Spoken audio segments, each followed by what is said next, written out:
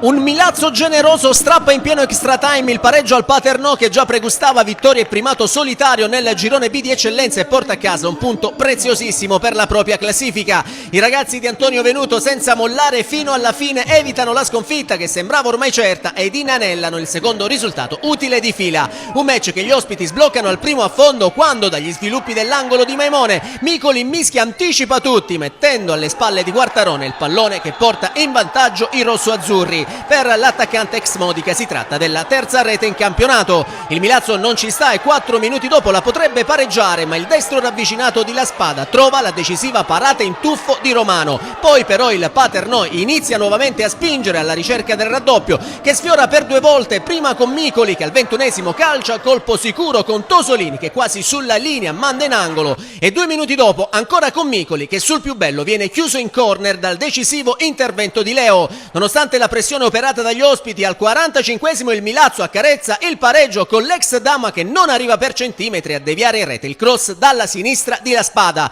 2 minuti più tardi proteste del Paternò per un presunto fallo di rigore su Maimone. Il signor Arena di Palermo dice di no.